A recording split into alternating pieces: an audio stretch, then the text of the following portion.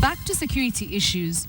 Kimaiyo heads the National Police Service, a unit heavily dependent on intelligence from the National Intelligence Service.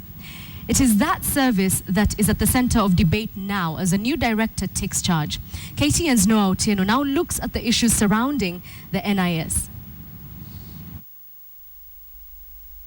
From what was a special branch of the National Colonial Police in 1952, Kenya's intelligence unit became the most feared segment of the security structure then.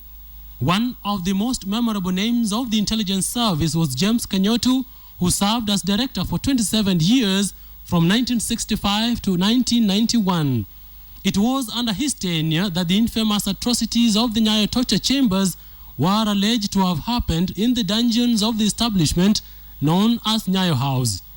During this time, even after the special branch was renamed the Directorate of Security Intelligence in 1986, the intelligence unit was accused of being more of a political police used to punish and arrest politicians who are considered anti-establishment. Many living politicians today have horror tales of what happened to them at the hands of the intelligence officers at Nyayo House. The Directorate of Security Intelligence later evolved into the National Security Intelligence Service in 1998 under the equally famous retired Brigadier Wilson A.C. Boynet. He served until 2006, and his tenure was considered one of the most intense, gathering economic and political intelligence that allowed the government to have its pulse in almost every single activity on Kenyan soil. The man with the signature white hair, Major General Michael Gishangi, would succeed Boynet under President Mwai Kibaki, and with a relatively freer democratic space, Gishangi's term would become one of the most openly criticized.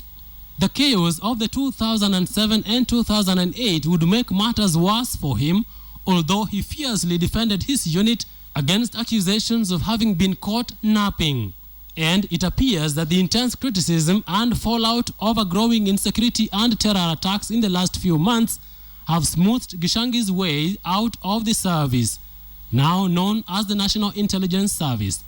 In comes yet another soldier, Major General Philip Kameru. He inherits a controversial service whose successes cannot be made public, but whose perceived failures are often deadly. Noah Otieno, KTN Friday Briefing.